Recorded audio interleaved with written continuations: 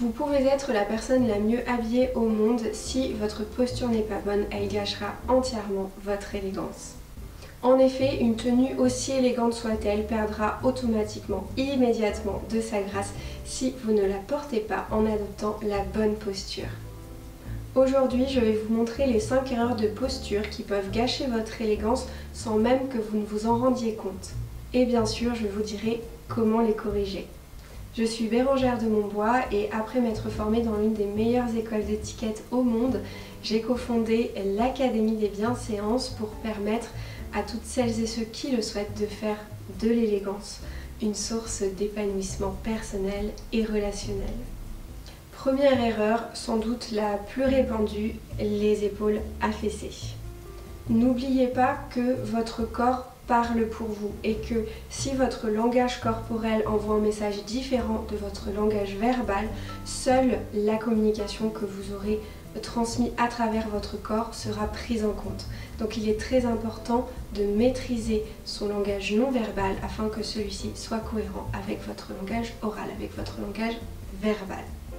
Avoir les épaules tombantes ne va pas renvoyer une très bonne image de vous et n'est d'ailleurs pas du tout bon pour la santé, puisque cette posture va renvoyer une impression de lassitude, peut-être d'ennui également, souvent de manque de confiance en soi, peut-être même de négligence. Donc c'est effectivement un message qu'il ne vaudrait mieux pas envoyer sur nous-mêmes.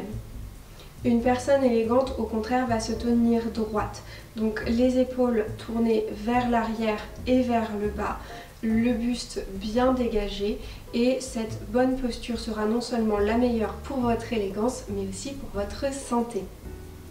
Attention en revanche à ne pas penser qu'une posture droite équivaut à une posture qui serait raide, robotique, absolument pas naturelle.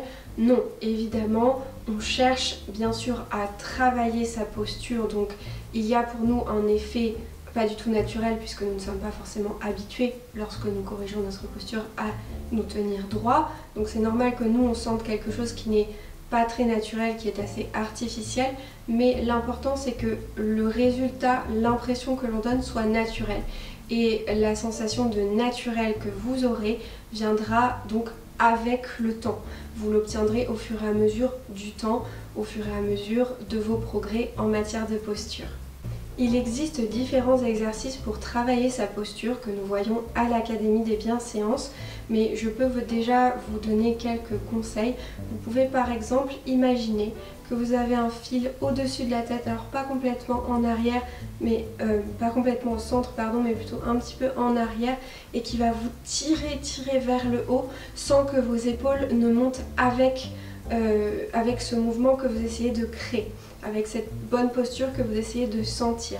Ce que vous pouvez faire aussi en plus de cela, c'est placer un livre de préférence assez lourd et rigide pour qu'il ne tombe pas, en tout cas qu'il tombe plus difficilement. Donc placez ce livre sur votre tête et justement sentir votre tête qui va pousser le livre vers le haut, sentir votre corps qui se grandit sans que les épaules ne montent, et justement en veillant à garder les épaules tournées vers l'arrière et vers le bas et à dégager le cou, à avoir le dessous du menton parallèle au sol quand on est sur un sol plat évidemment. Une fois que vous maîtriserez cette bonne posture, vous dégagerez beaucoup plus d'assurance et de prestance avec naturel. Deuxième erreur, avoir le menton trop bas ou au contraire trop haut. Dans les deux cas, on ne va encore une fois pas envoyer une image de soi qui est positive, parce qu'un menton trop bas, ce sera un petit peu comme les épaules qui tombent vers l'avant. Cela donnera une impression de manque de confiance en soi, peut-être de timidité excessive. Cela ne renverra pas une très bonne image de nous. Au contraire, le menton qui serait beaucoup trop haut va nous donner un air supérieur, peut-être hautain, donc ce n'est pas non plus quelque chose que l'on souhaite que les autres pensent de nous. Et bien sûr, il faut éviter de l'être. Donc ce que nous allons faire, comme je le disais tout à l'heure, c'est vraiment avoir le dessous du menton qui est parallèle au sol. Donc on va, si vous voulez, agrandir son cou comme s'il y avait quelque chose qui nous tirait derrière la tête, comme ça un petit peu derrière les oreilles, au niveau de la nuque, sur le côté, les deux côtés en fait.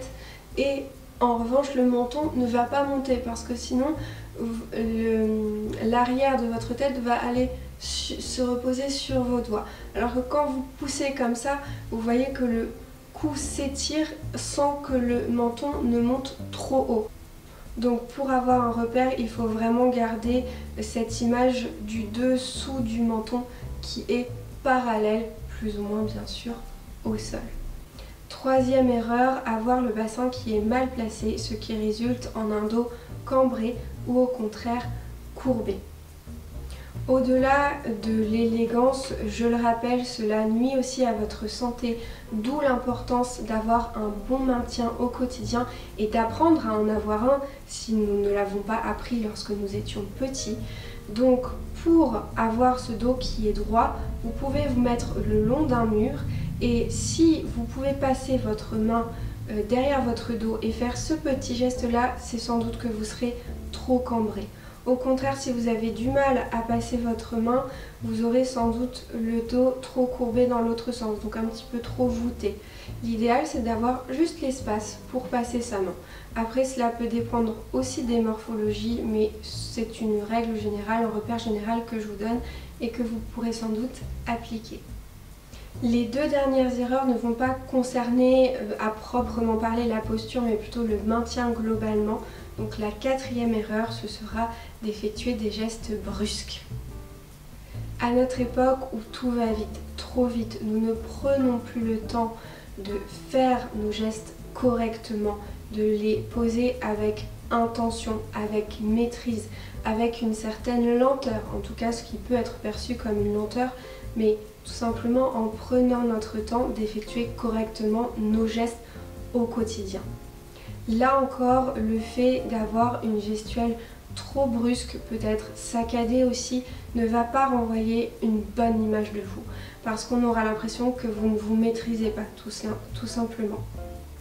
Et au-delà de ce message transmis par cette gestuelle défectueuse, cela nuira évidemment considérablement à votre élégance. Attention donc à tout ce qui va être mouvement trop brusque, mouvement répétitif aussi, il faut y faire attention. Cela peut perturber les autres personnes de votre discours. C'est pour cela que par exemple moi je fais attention à ne pas trop parler avec mes mains parce que j'ai tendance à beaucoup le faire, mais je fais très attention pour que justement mon discours soit le plus agréable pour vous et le plus facilement recevable. Mais bien sûr on peut parler avec ses mains, c'est ce que vous me voyez tout le temps faire, mais il ne faut pas faire des gestes qui sont trop nombreux, trop répétés et trop rapides. Mon conseil est donc le suivant, ralentissez, tout simplement. Cinquième et dernière erreur, avoir un langage facial trop expressif. Vous allez me dire, mais Bérangère, vous êtes quand même assez expressive, et cela est vrai et n'est évidemment pas une erreur.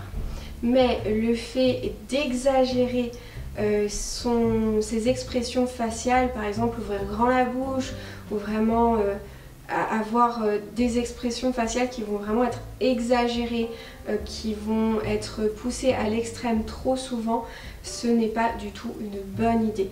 Typiquement, ça va être le langage facial que l'on voit la plupart du temps dans les films américains.